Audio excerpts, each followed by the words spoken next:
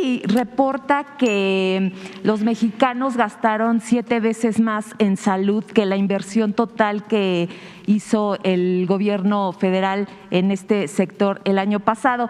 Me gustaría que hiciera una autocrítica del por qué la gente está optando por los servicios de salud privados, si esto deja o demuestra que los servicios de salud públicos aún siguen siendo deficientes e insuficientes.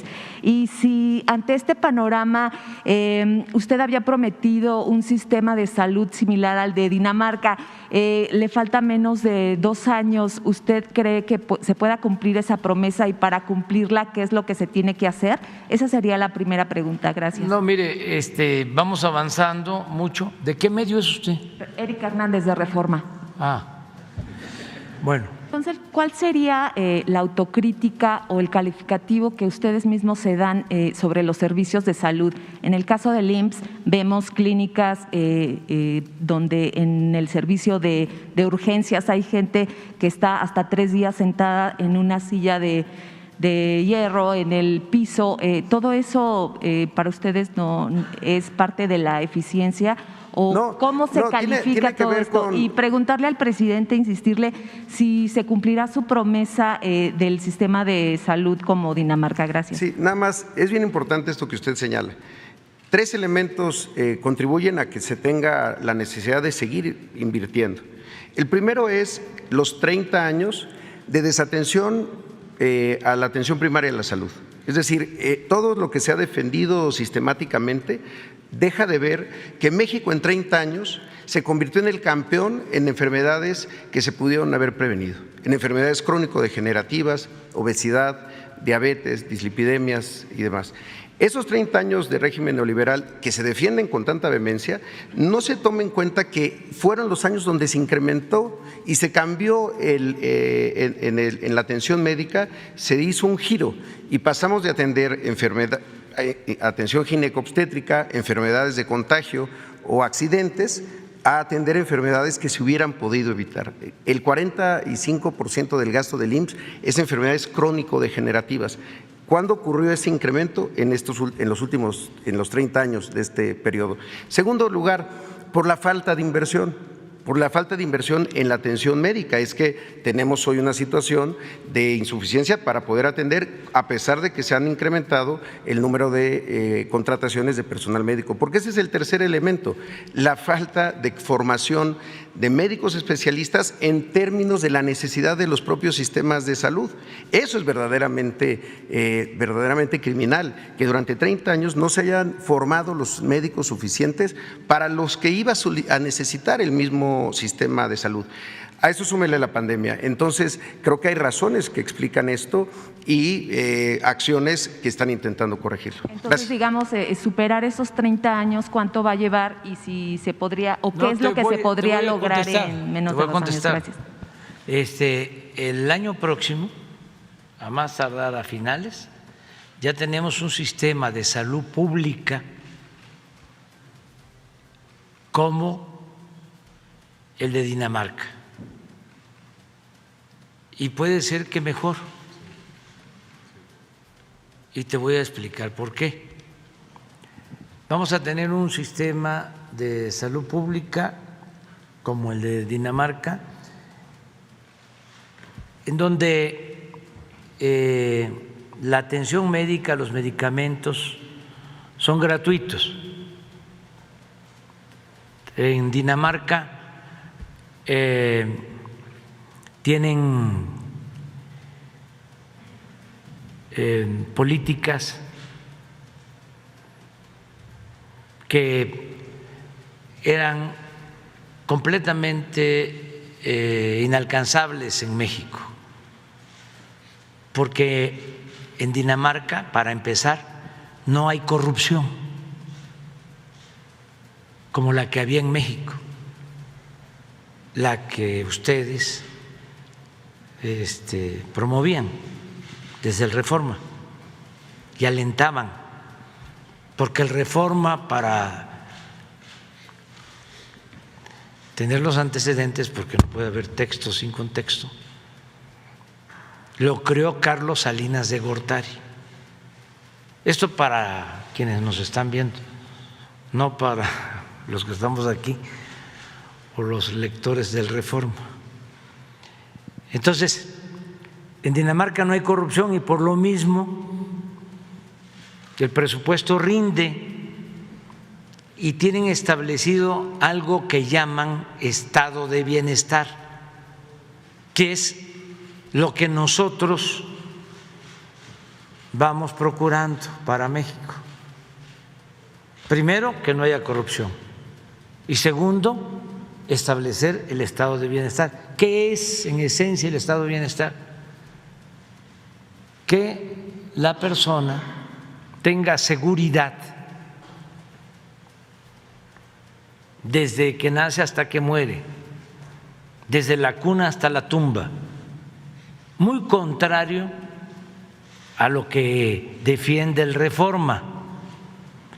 El Reforma no está de acuerdo con el estado de bienestar. El Reforma está de acuerdo con la privatización de los servicios de educación, de los servicios de salud. Para el Reforma permíteme, y para los que defienden ese modelo llamado neoliberal o neoporfirista, la educación y la salud son privilegios, no son derechos. Entonces, vamos nosotros a garantizar, como en Dinamarca, un sistema de salud de calidad para todos. Esto es que van a poder llegar los pacientes a centros de salud que van a estar en buen estado, donde van a haber médicos generales todos los días, donde van a haber medicamentos, pero también van a tener acceso a hospitales de segundo nivel, como aquí se planteó, con especialistas. El Reforma no quiere que contratemos médicos de Cuba, pero el Reforma fue corresponsable de que nos quedáramos en México sin médicos y sin especialistas por el modelo de bienestar, neoliberal. En este modelo de bienestar que usted comenta, digamos, un ciudadano llegará a urgencias, no estará en una silla de aluminio, no va a estar así. Las cirugías no tardarán 6 meses. O que nos pudiera detallar cómo es esa atención. No, y es mi compromiso y les voy a volver a ganar a los del Reforma, porque no sabe, además de mis convicciones humanitarias, la satisfacción, la dicha enorme que me produce ganarle a los conservadores. O sea, porque es ganarle al individualismo, al egoísmo, ganarle a los que tienen como Dios al dinero, ganarle a la falsedad, ganarle al racismo, ganarle al clasismo. No, si tiene su parte atractiva, decía un maestro, a veces la política cuando es buena, ¿sí?, produce grandes satisfacciones y una de ellas es el poder transformar. Y sí, está el aplazamiento, va a ser como Dinamarca el año próximo, con médicos, con especialistas, sin que tengan que tardar en ser atendidos, como tú lo estás planteando, con todos los medicamentos y sin pagar, es decir, gratuito todo el servicio, porque eso a los del Reforma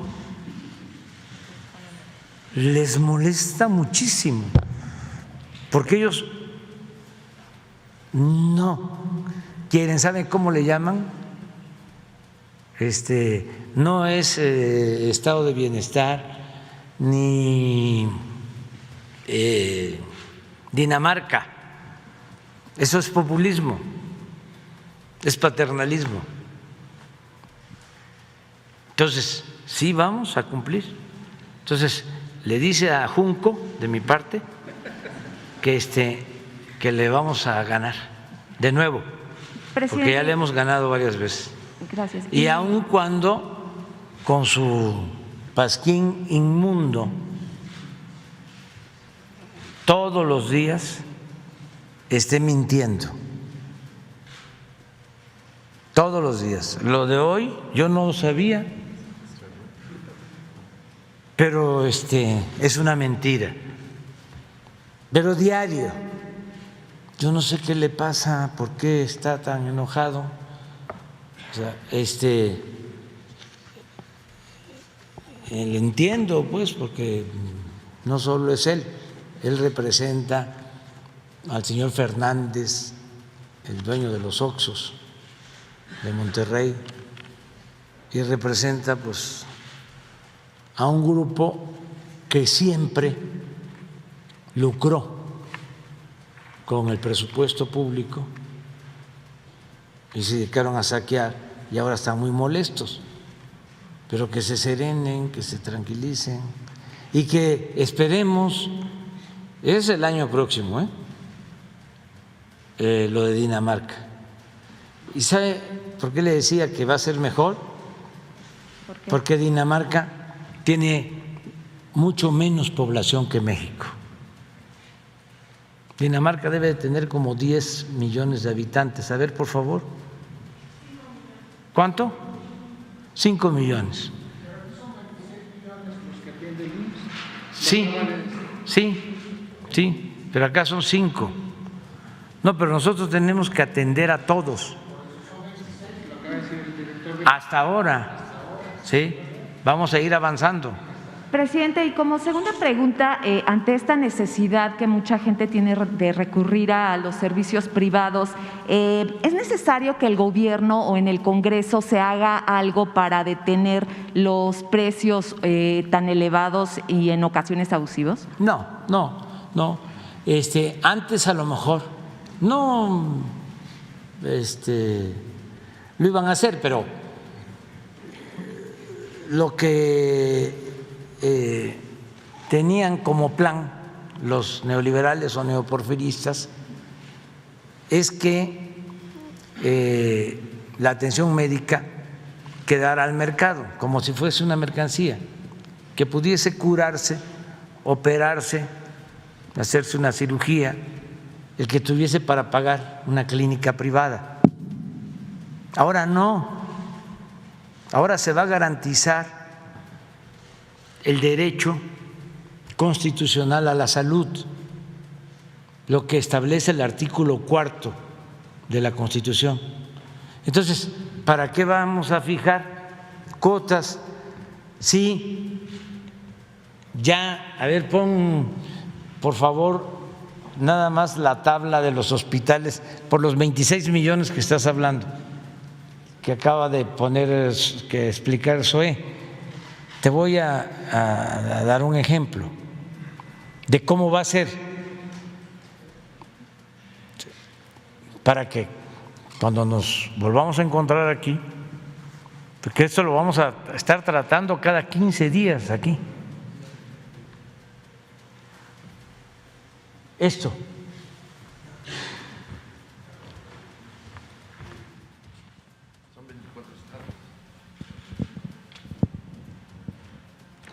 En estos 24 estados, estos 330 hospitales y en 8,079 unidades médicas rurales sobre todo en estos hospitales, ya no hay caja registradora. Se quitaron. A ver, pon la otra lámina. No se cobra. Entonces, ¿para qué vamos a fijar tarifa? El que tenga posibilidad de hacerlo y quiera ir a un hospital privado, lo puede hacer. Este es un derecho, pero el estado de bienestar va a garantizar el derecho a la salud gratuito.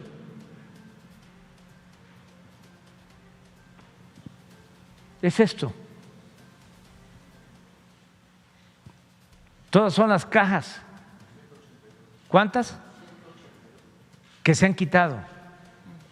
Puedes ir a un hospital y esto lo saben las enfermeras y lo saben los médicos y están muy contentos y nos están ayudando mucho, como siempre, los trabajadores de la salud.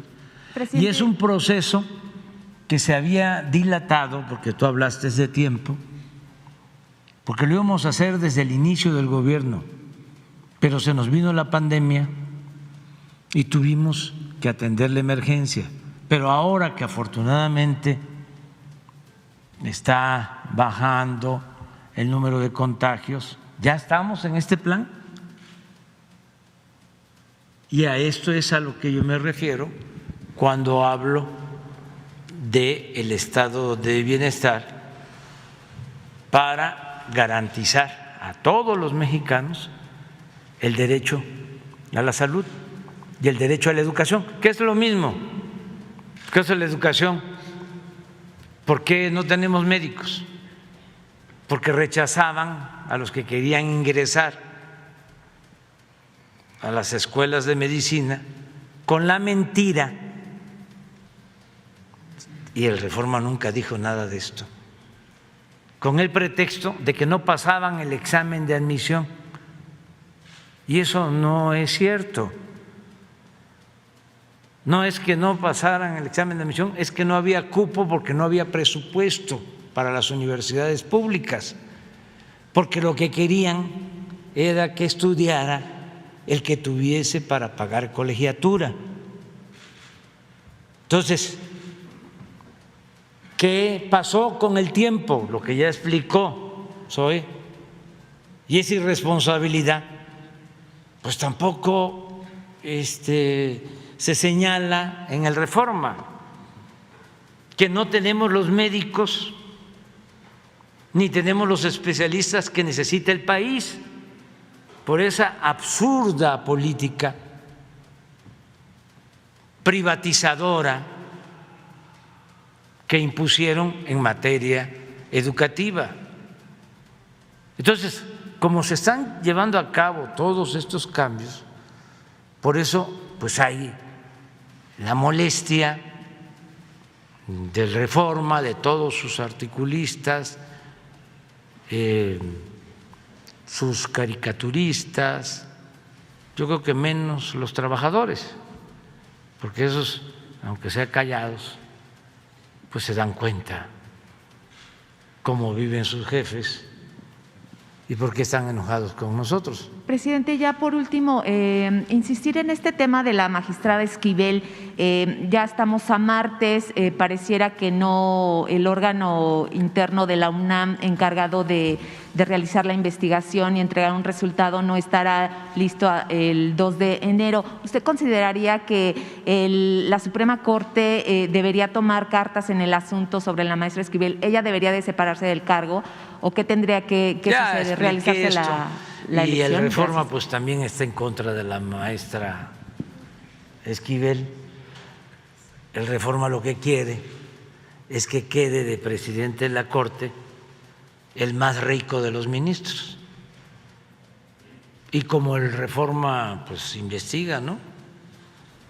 Estoy seguro de que ya al mediodía ya vas a ver quién es el más rico de los ministros. Así como el Reforma informó, ¿no?, de que el secretario de Seguridad Pública de Felipe Calderón, García Luna, estaba vinculado con el cártel de Sinaloa. Y así como le ha dado seguimiento a todo el juicio de García Luna, así como todos los días se ocupa de nosotros, no todos los días, pero cada semana trata el asunto de García Luna, la Reforma. Revísenlo y van a ver qué objetivos, qué profesionales, cuánta ética, ¿sí?, qué cercanos están al pueblo de México y qué distantes están de la oligarquía y de la banda de malhechores que se sentían dueños de México. Ya me voy.